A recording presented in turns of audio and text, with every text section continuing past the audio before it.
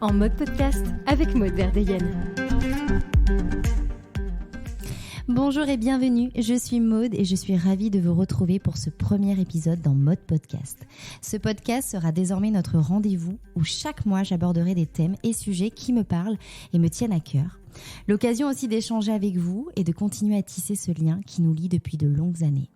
Mais je ne suis pas seule dans cette aventure puisque j'ai le plaisir d'accueillir à mes côtés mes deux acolytes, Seb et Lucas. Bonjour les garçons. Hello Maud. Bonjour Maud.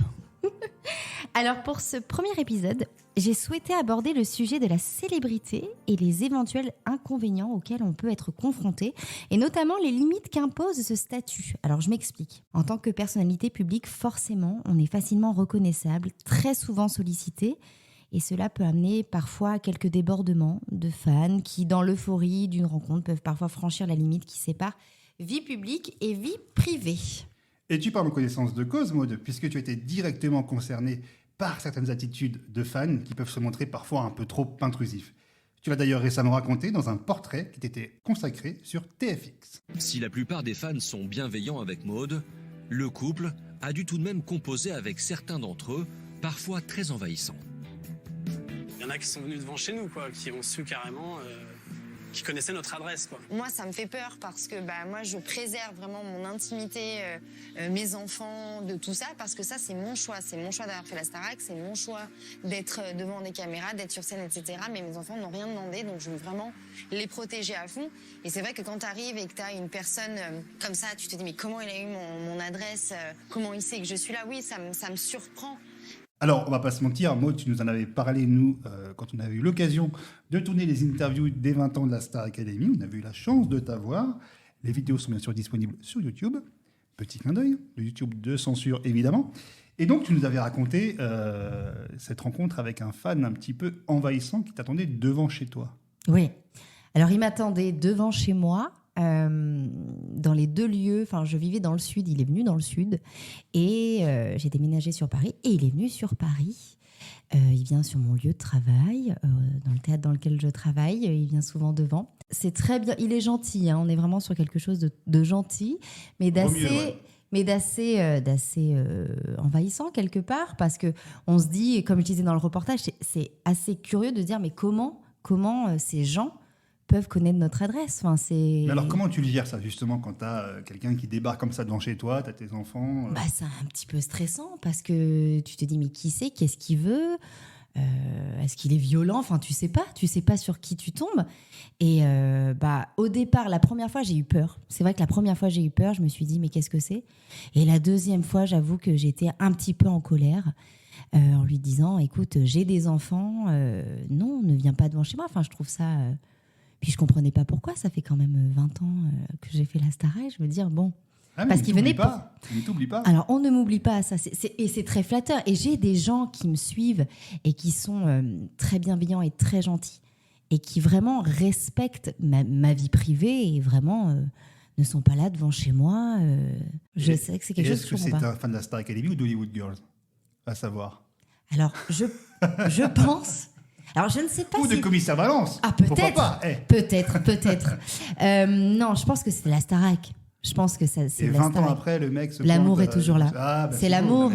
On le comprend. Mais oui. Nous qui te connaissons, on ne peut que le comprendre. Oh, c'est tellement Tu confirmes, Seb?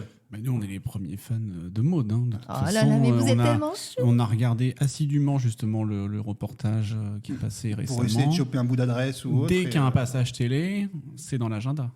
Bah de toute façon, non mais c'est clair et net.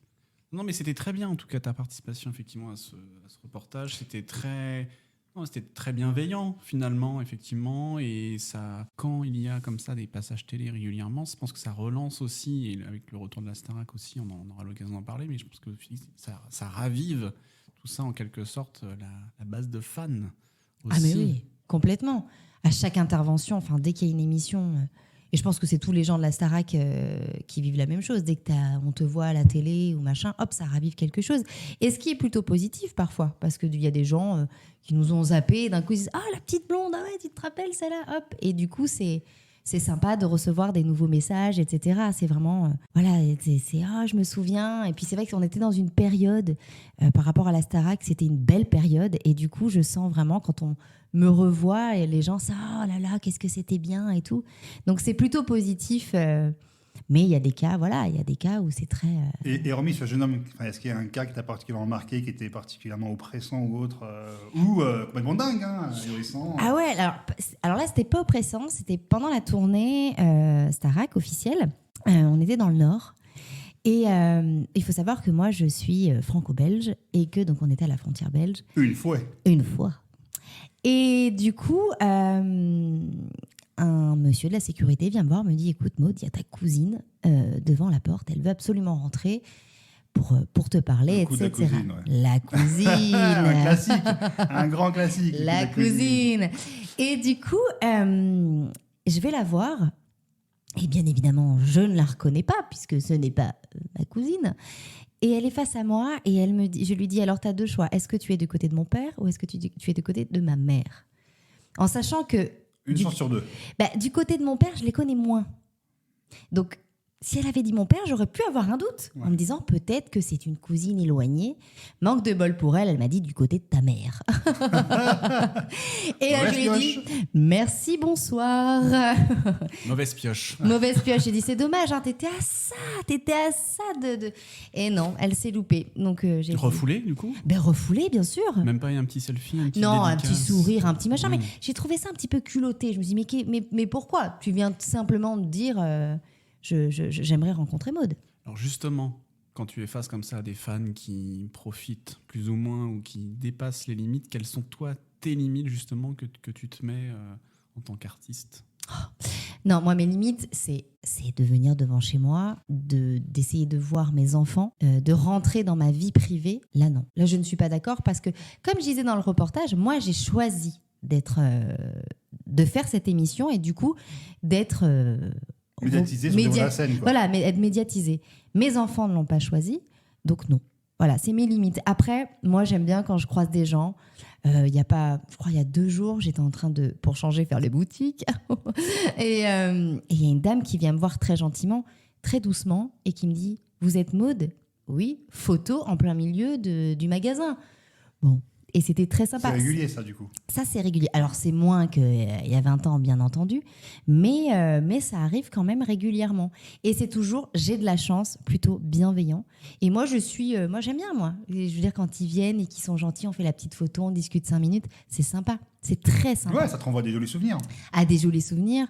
Et puis, je ne suis pas Lady Gaga, donc à un moment donné, voilà, il faut arrêter Mieux que ça. Ouais, mais bon, si on te dérange pendant tes courses... ou même quand tu es au restaurant, je sais pas si ça t'est déjà arrivé, mais des gens qui t'interrompent vraiment quand tu es en train de faire une activité. Délicat, quand tu es à table en famille.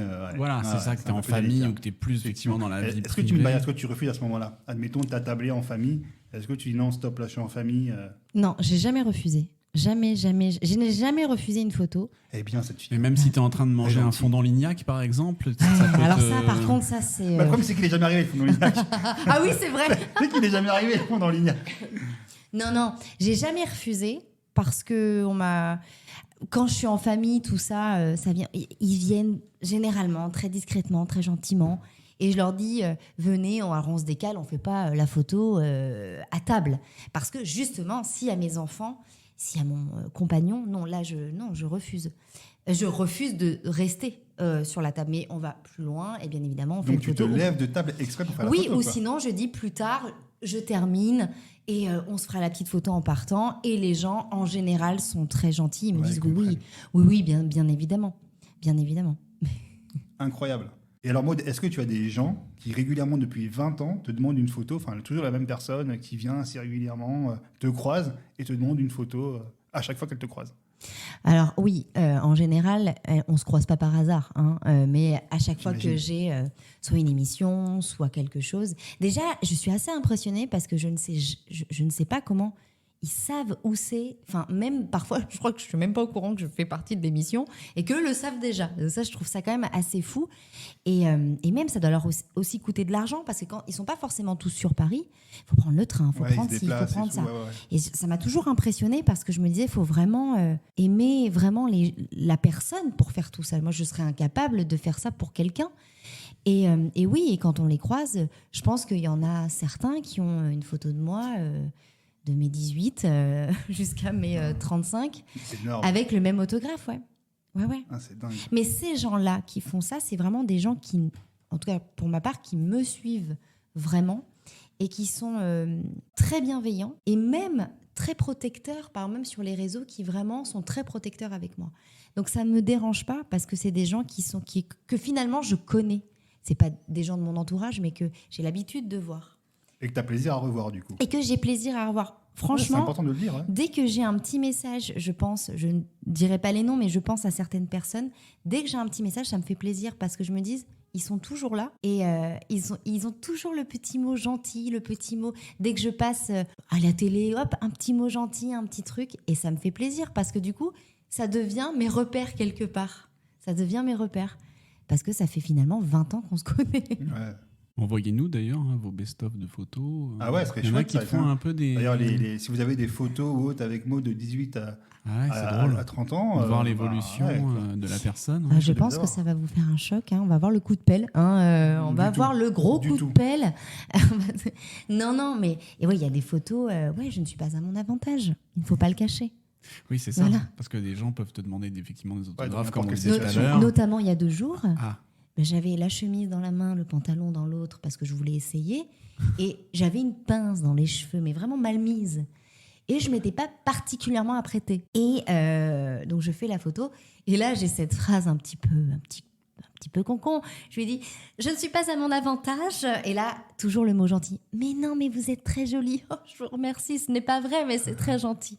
Non, mais Mais voilà, il y a, je pense, des photos très collector. Alors donc du coup, envoyez-nous les pires photos. En message privé, tout à fait. Sur le compte d'un mode podcast, on est preneurs.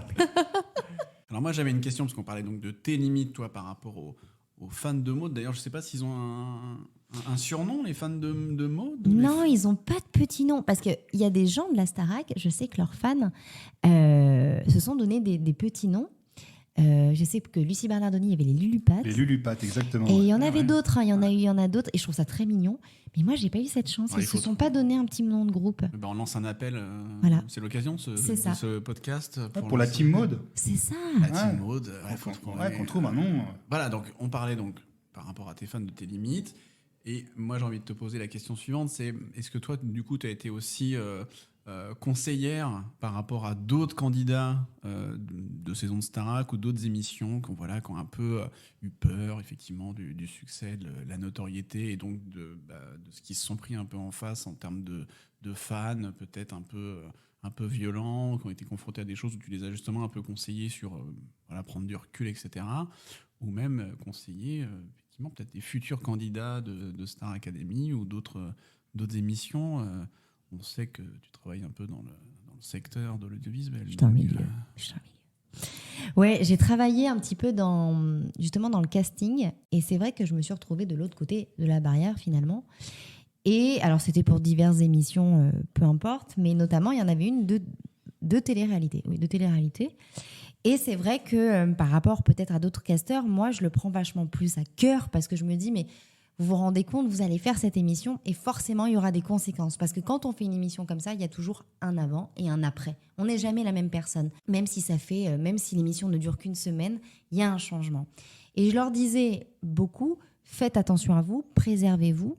Et en tout cas, pour les images, faites attention à ce que vous faites quelque part. Parce que ça reste, les images restent. Moi, à mon époque...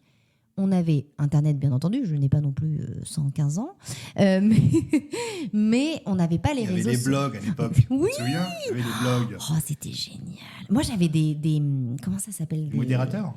Oui, j'avais des modérateurs, mais j'avais des sites, et j'avais une grosse communauté, et les gens, mais c'était trop bien, c'était une très très belle page, j'en avais 2, je crois, si je dis pas de bêtises, et j'avais des modérateurs et tout, je comprenais que dalle, moi, vraiment, moi je suivais, je ne comprenais rien. Mais du coup, c'était super chouette parce que je lisais les petits messages qui devaient être bien filtrés parce que je pense que j'ai dû avoir quand même des messages un petit peu plus violents. Mais donc moi, je vivais dans le monde des bisounours, genre les gens m'aiment. Et un jour, on m'a dit non, par contre, Maud, fais gaffe parce qu'on en a enlevé quelques-uns. Genre, c'est bien dommage. Non, mais nous, on n'avait pas les réseaux sociaux. Donc moi, je leur dis toujours de faire attention lors du passage dans l'émission parce que les images restent effectivement.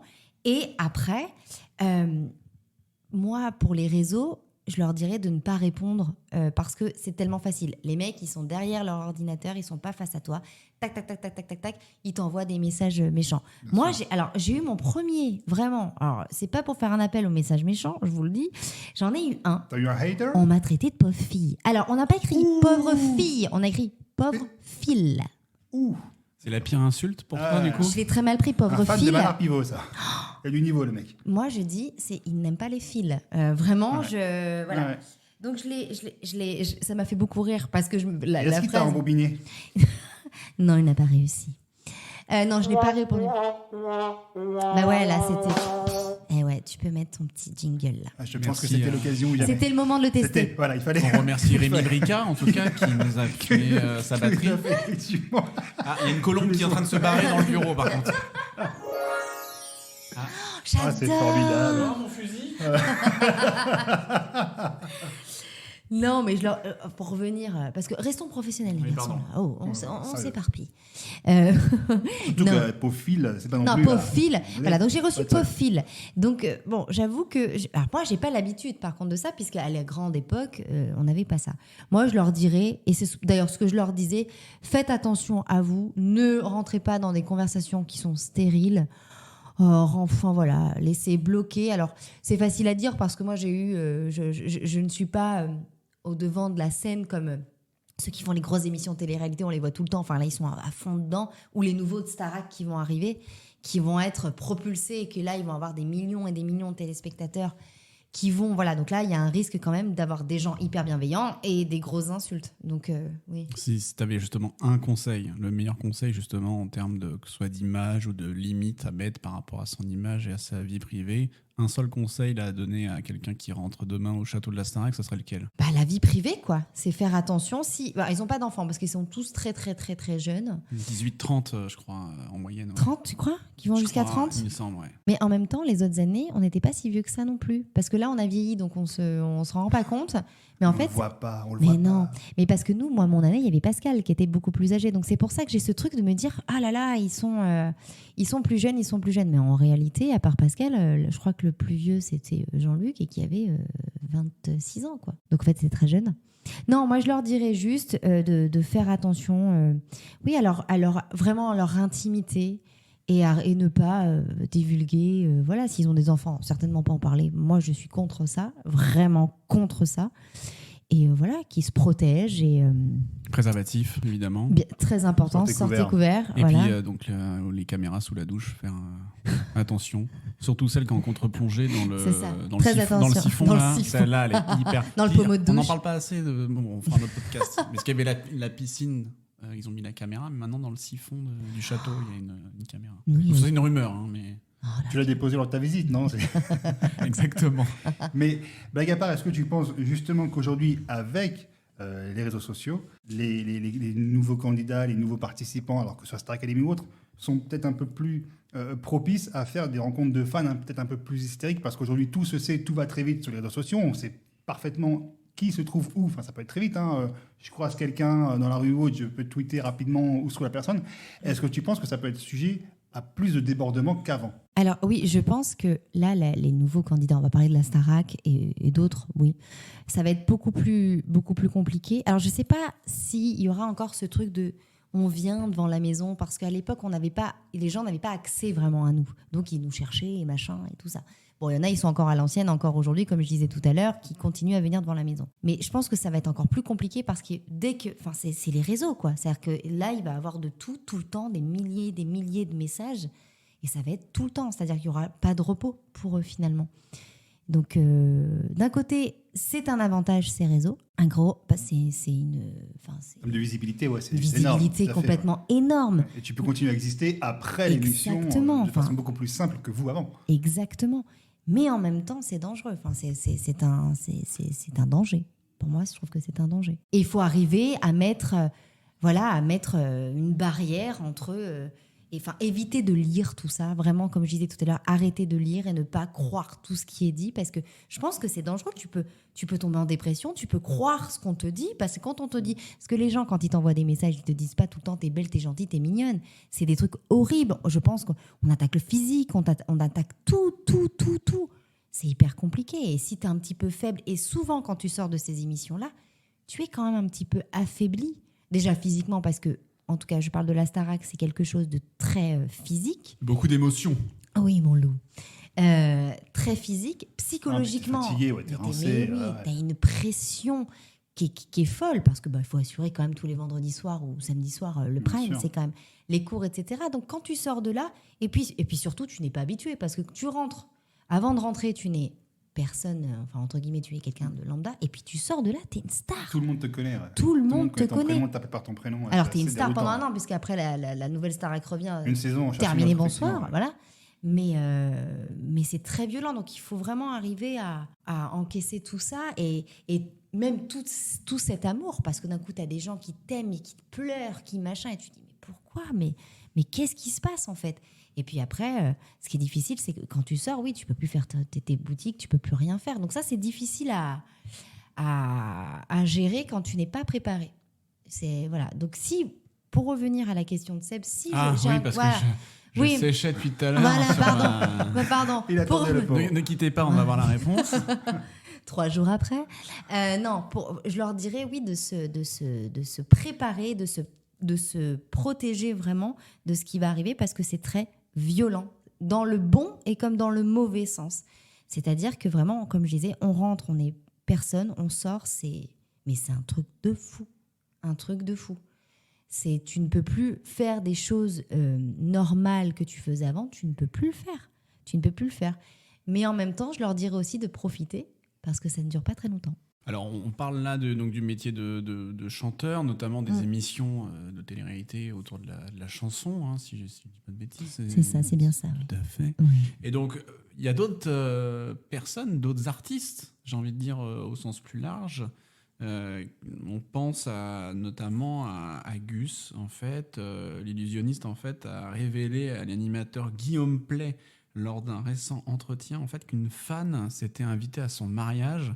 Donc ça fait partie quand même des limites. On se dit, il n'y a pas de limite, en fait, justement. L'anecdote est donc vraiment incroyable. Je vous propose d'écouter un extrait.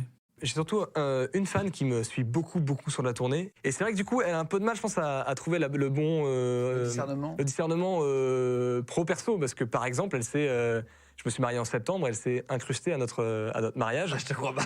Non, je te jure que c'est vrai. C'est-à-dire que je la connais très bien, et voilà, on se voilà. Et je la vois rentrer dans l'église. Et tu sais, on se marie à Lourmarin, à côté d'Aix-en-Provence. Je sais même pas comment elle a eu l'adresse. Et je dis au prêtre, voilà, mon père, juste pour vous dire, enfin, c'est un de mes témoins qui dit, cette personne n'est pas invitée, donc juste que vous le sachiez, est-ce qu'il y a un... Il dit, de toute façon, on fait pas sortir quelqu'un d'un lieu de culte. Je dis, non, mais c'est pas l'affaire de la faire sortir, juste, voilà, sachez que... Je sais pas, tu as envie de le dire, il faut le partager avec la haute autorité, en l'occurrence, là, c'est le prêtre, et sachez que, voilà... Et elle arrive tôt en plus. C'est au moment de mariage. C'est au moment de mariage. Et puis donc du coup, tu partais avec ta famille, tes témoins. Et elle arrive méga tôt en fait. Et elle est genre 2 rangs derrière mes témoins et ma famille. Donc sur mes photos de mariage en fait, parce qu'en plus elle regarde. Non mais elle regarde. Mais je peux te montrer les photos. Elle regarde vachement ce qui se passe. Et non mais je lui en veux pas parce que c'est un moment c'est un souvenir qui est très drôle aujourd'hui, même si c'est un peu étrange. Mais elle regarde ce qui se passe. Donc du coup, souvent j'ai les photos. Mes témoins ils sont comme ça et à côté il y a une tête de quelqu'un qui regarde. Qu'est-ce qui se passe? Je pense qu'il n'y a même pas la notion qu'à ce moment-là il y a une photo qui est prise. Donc sur nos photos de mariage, famille témoins ou vraiment la garde rapprochée, tu vois. Elle est le cercle le plus proche. Elle est là.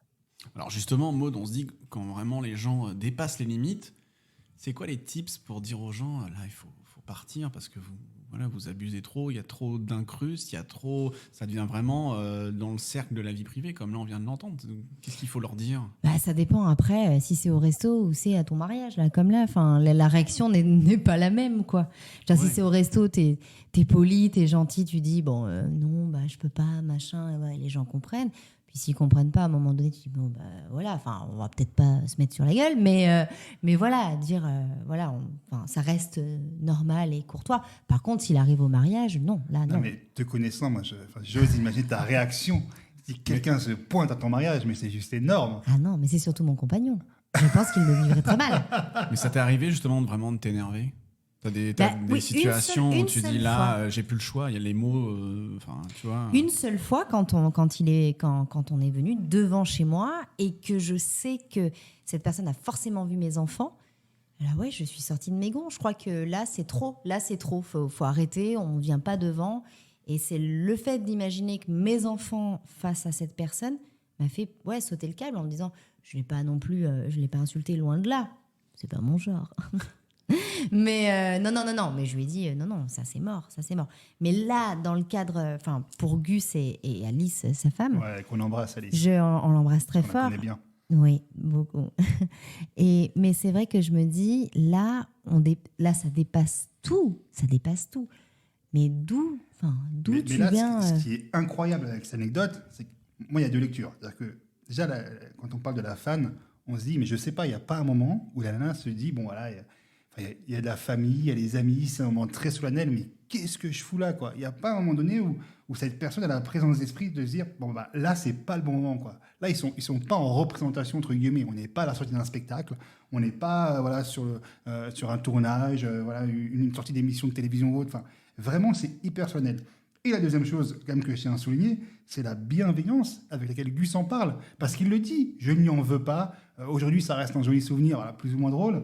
Mais c'est dingue, quoi. Alors, on connaît Alice, on sait qu'elle est hyper bienveillante et tout, mais c'est incroyable, quoi. Enfin, je veux dire, Il faut rester calme, effectivement, face à des gens qui passent outre les bah oui, barrières. puis là, en plus, comme Gus le raconte, la nana, elle se pointe dans un lieu de culte.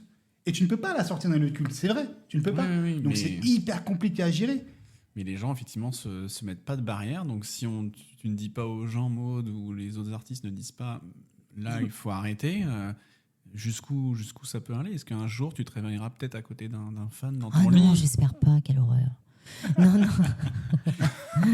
Respectez Maud, s'il vous plaît. Non, mais après, ça peut aller très, très loin. Après, comme on disait tout à l'heure, ils ont l'impression, certaines, je ne mets pas tout le monde, bien évidemment, dans le même sac, mais certaines personnes, comme on rentre chez eux pendant des mois et des mois, ont vraiment l'impression de nous connaître. Donc, on se permet plus de choses que, par exemple, des artistes, peut-être des chanteurs qui ne sont pas passés par ce genre ce biais-là, où on va avoir un petit peu plus de distance. Et est-ce que tu as reçu des cadeaux aussi un peu loufoques de fans? Alors, Où là, tu te dis justement, ils ont un peu dépassé les limites, ils rentrent dans mon intimité, genre, ils t'offrent de la lingerie, tu vois, ce genre de cadeau. Ah, où- tout de suite. Ça, Mais non, mais parce qu'on Ah, se dit, mais là, ça, ça c'est- rentre dans l'intime, ou des sextoys, ou t'imagines. Allez. des boules de geisha. Non. Alors, j'ai pas eu ça du tout. Mais j'ai eu des beaux cadeaux. J'ai eu Ah. une télé, par exemple. Ah oui. Ouais, un Ah ouais, lecteur c'est très fan, DVD. là, Avec euh, ouais, en dessous, là, on peut mettre. Ouais, mais à l'époque, Ah oui, à la voilà. limite avec le magnétoscope Ouais, intégré. Non.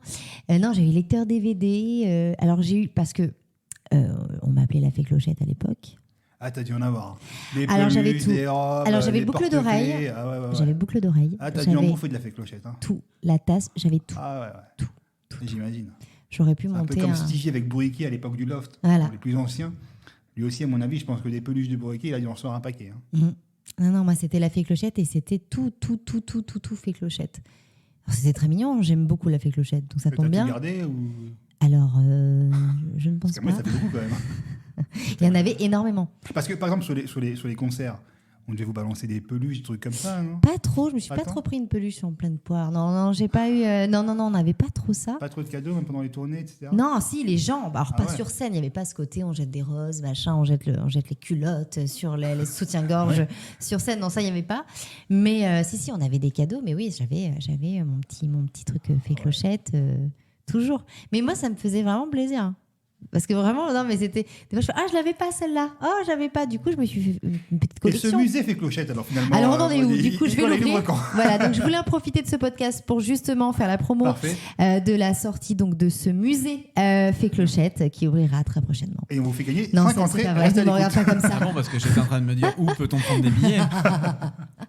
Bon, en tout cas, ce qu'on peut dire, Maud, aux gens qui voudraient te voir, inutile de venir squatter devant chez toi, Bientôt, on pourra venir te voir directement en assistant au public en mode podcast. Et oui, on aimerait bien faire ça, faire des petits podcasts. Ne me regarde pas comme ça avec des yeux, on dirait que tu vas me fusiller. Ne me fusille pas. Pas du tout, je m'inquiète. Tu seras là aussi d'ailleurs, Seb, Bah bien Ah bon sûr. pour recevoir ce beau public Ah bon, qui viendra de nombreux. Très bien, Nombreux, ça peut être sympa. Effectivement, ça peut être sympa. Ça ne sera pas au Stade de France, effectivement. Non. Non, effectivement, mais Seb, appelle Bercy. Je vais voir. Réserve la place. boucle la salle, Boucle vite. la salle. Je vais déjà prendre une chambre à l'hôtel Accor et après on verra. Pour prendre ça.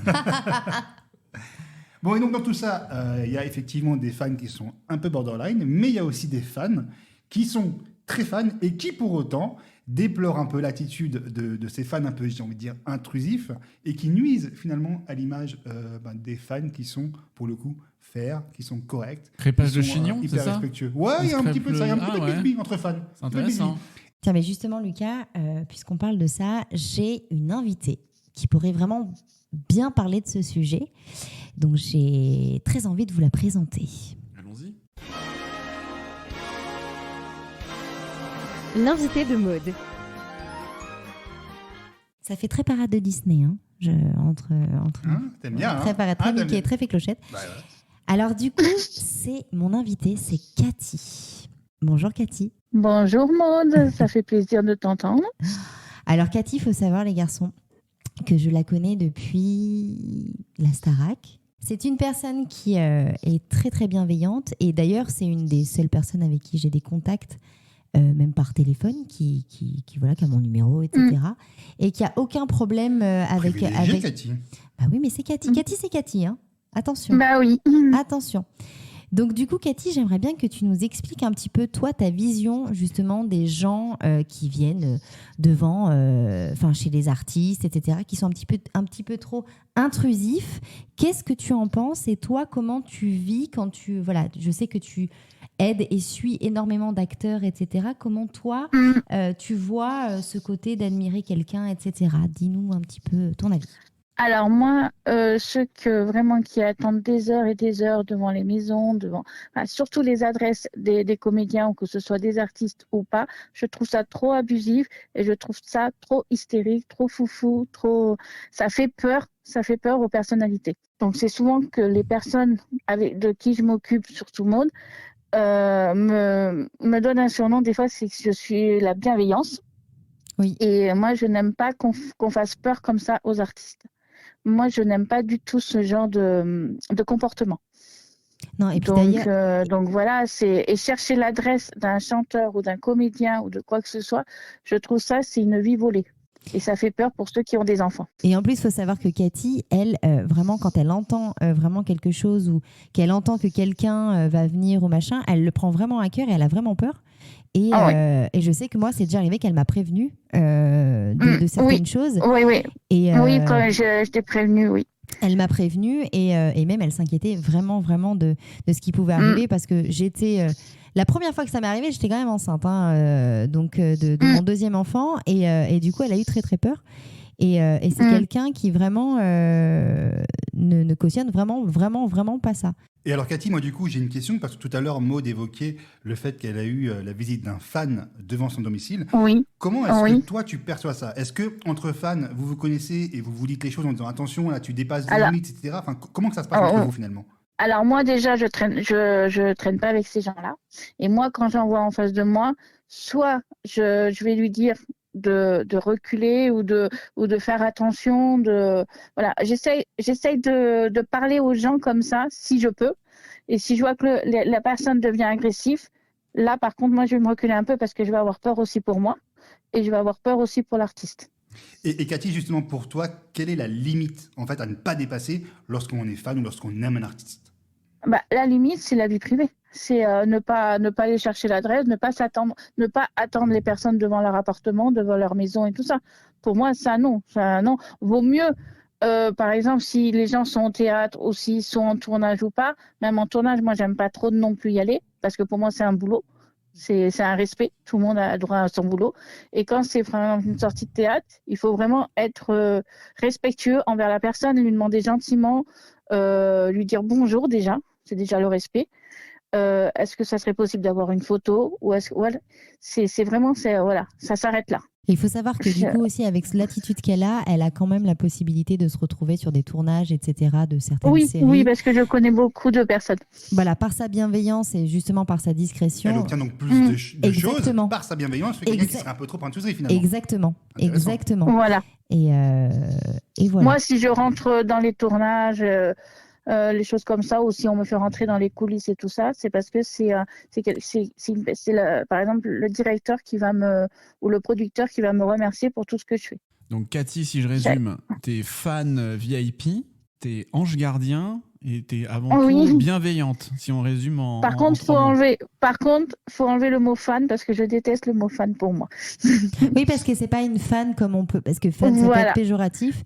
Et pour le coup, elle c'est pas, elle admire. T'es quoi, t'es admiratrice? Moi, je dirais plus j'arrive pas à le dire, je suis désolée. Admiratrice. Voilà, admiratrice de la personne. Voilà. Je suis désolée, j'ai pas Scrabble. Attention, Cathy. Hein. Va falloir l'enregistrer ce mot. C'est ce mot, ouais, faut que je l'enregistre. Donc voilà, pour moi la vie privée c'est super important. Voilà, en tout cas, merci Cathy d'être venue, d'intervenir. Un grand merci Cathy. Ouais, c'était très important qu'elle donne son avis parce que c'est une jolie personne. Donc c'était très très important qu'elle soit là avec nous, enfin par téléphone. En tout cas, merci. Merci, c'est gentil.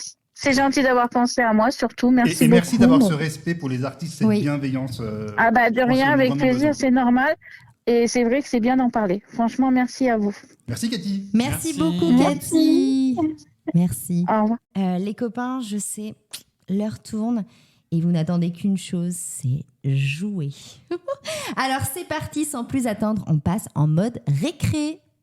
Maud, Seb et Lucas font leur jeu et passent en mode récré. Alors en mode récré, c'est le moment du podcast où on se détend et on s'amuse. J'ai plein de jeux dans ma besace et aujourd'hui je vous propose que l'on décèle chez chacun de nous le vrai du faux.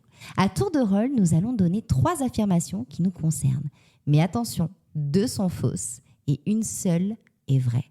Alors lequel d'entre nous est le meilleur menteur? On va le savoir tout de suite et on commence avec Seb. Alors voici mes 3 propositions, 3 affirmations. Il n'y en a qu'une seule qui est vraie.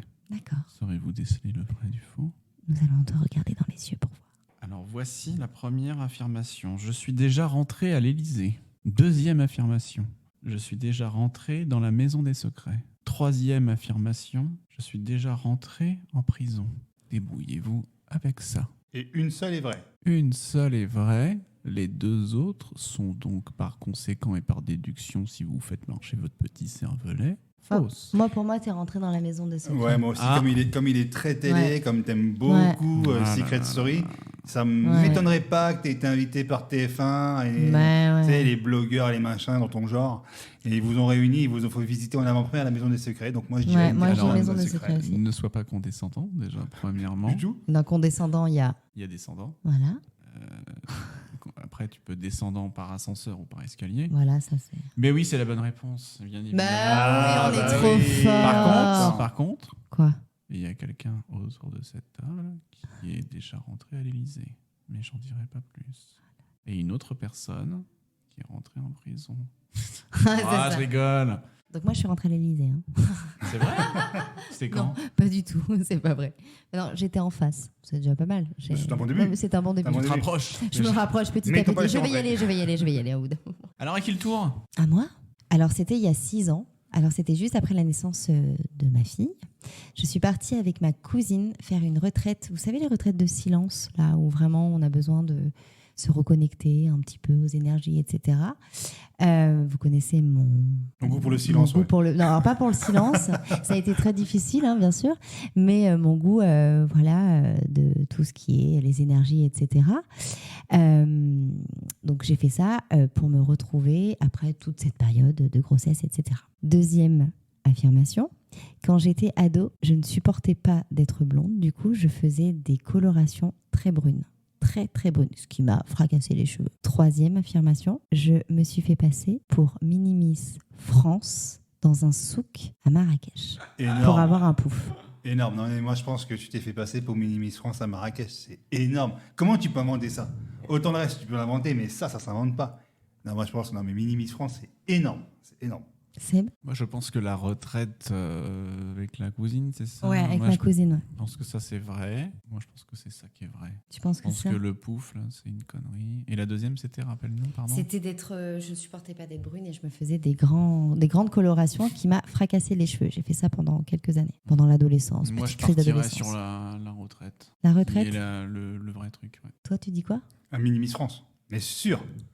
Bah, c'est Mini Miss France. Mais oui, c'est C'est Mini énorme. Miss France. Mais tu peux pas On l'inventer, dirait ça. une blague. C'est Non, génial. non, c'est parce que je voulais C'est un génial. pouf et en fait j'étais gamine forcément et j'étais avec mon beau-père et en fait il voulait, j'avais pas assez de sous dans mon porte-monnaie, du coup mon beau-père a décidé de lui dire que j'étais Mini Miss France et du coup j'ai donné mes sous, les peu de sous, j'ai eu le pouf et j'ai dû lui faire un autographe de Mini Miss France et j'ai fait des photos avec le vendeur et je suis repartie avec mon pouf. Mais tu l'as toujours? C'est incroyable. Non, je l'ai plus, Ah non. malheureusement. Maintenant, c'était il y a longtemps. Je sais pas, je devais avoir peut-être 10 ans. Ah et oui. donc, j'ai dit oui. Et quand mon beau-père m'a demandé de tuer Mini Miss France, j'ai dit oui, tout ça pour un pouf. Quelle menteuse. C'est Ah, mais C'est terrible. honteux. Non, hein. mais c'est génial. C'est honteux. L'histoire est belle. Non, je trouve ça scandaleux. L'histoire est belle. Il aurait préféré. Tu me vois faire une retraite de silence. Moi, je ne sais pas. Je ne pourrais pas faire ça. J'aimerais, mais je ne peux pas. Ah bon, c'est étonnant. C'est étonnant. C'est à Lucas maintenant de nous faire part de ses affirmations. Absolument. Et bien, écoutez, tout à l'heure, Seb, tu nous parlais de la Maison des Secrets. Alors moi, la première affirmation, c'est que j'ai failli entrer en tant que candidat dans la Maison des Secrets et participer à Secret Story, parmi les 20 derniers sélectionnés avant d'entrer dans la maison. La deuxième affirmation, c'est que je me suis déjà retrouvé à la place de Gilles Boulot, PPDA, Jean-Pierre Pernaut, qui vous voulez, aux 20h de TF1. Et la troisième affirmation, c'est que je me suis déjà produit sur scène à l'Olympia. Alors, Maud, moi je pense savoir, donc je te laisse la primeur. Moi, je dis TF1. Mais t'es fait quoi? Tu faisais doubleur lumière? On sait pas si c'est un compliment ou une Ouais. attaque. Hein Tu sais pas trop comment le prendre, ce Ouais. truc-là. Tu sais, Ouais, faut... tu sens que c'est pas trop éclairé, cette histoire. Ouais, c'est Ça ça. pue un peu, c'est derrière. Tu te Ouais. dis, bon, Mais non, je plaisante. Je plaisante. Oui, moi je pense que c'est ça aussi. effectivement, je me suis retrouvé attablé derrière le pupitre du Affublé. 20h de TF1. Affublé. Absolument. Parce qu'effectivement, j'ai eu l'occasion de visiter la tour TF1, tout simplement. Et donc, je me suis assis dans le fauteuil du 20h de TF1. Mais t'as rien Il y à avait une petite photo et tout, attention. T'as rien annoncé de ouf. Hein. Que son- Bah, non, pas particulièrement. On n'avait pas de news particulière ce jour-là. Voilà, il n'y avait pas de... Mais c'est génial. Non, j'avais annoncé. Alors, si, il me semble qu'en fait, il y avait un scoop qui était tombé. C'est qu'il y avait une gamine qui se faisait passer pour une mini Miss France. Là, je sais pas où. elle avait Ah un là là, truc, mais quelle pour honte. Je sais essayer pas de qui choper c'est. des poufs. Mais Attention, le mot pouf, c'est un pouf, c'était Oui, le non, non, coussin, oui, le c'est le coussin, truc pour absolument, s'asseoir. voilà. Ah, c'est de l'ameublement. Je ne chopais pas des poufs. Ouais. Eh Bah, bien, merci. bravo, les amis. Bravo pour ce petit jeu, c'était bien sympathique. Ah oui, c'était top. J'aime beaucoup ce jeu. J'aime Ah, beaucoup jouer, les gars. on le refera, C'est affreux. alors. On le refera. Ah. T'aimes bien, mais à petite dose. Il faut pas que... Ouais. Mais il faut que je gagne. Par contre, sinon, ça Oui. va pas le faire. Voilà, Mais qu'on là, soit du très coup, t'as clair. gagné un Donc peu. là, j'ai gagné, donc je suis forcément contente. Voilà. Parfait. Voilà. Quel Donc la talent. prochaine fois, c'est moi qui gagne. Je vous le dis tout de suite. Toutes les coulisses et des images inédites vous attendent sur le compte Instagram dans Mode Podcast. Les garçons, j'ai une mauvaise nouvelle. On arrive déjà à la fin de ce premier épisode. Oh. Je savais que vous alliez faire oh. Mais on se retrouve dès le mois prochain pour le deuxième. Ah, bah bien sûr. Merci Seb et Lucas d'avoir été à mes côtés et merci infiniment à vous, chers auditeurs, de nous avoir écoutés. N'oubliez surtout pas de suivre le compte en mode podcast sur Instagram et n'hésitez pas à donner votre avis, proposer vos idées de sujets et même à m'envoyer vos messages sur ce compte en message privé. Je vous lirai avec beaucoup d'attention. Abonnez-vous à ce podcast sur votre plateforme préférée, Spotify, Apple Podcast, Amazon Music et toutes les autres pour ne surtout pas rater les prochains épisodes. Et je vous donne rendez-vous dès le mois prochain pour un nouveau numéro dans Mode Podcast. D'ici là, portez-vous bien, je vous embrasse.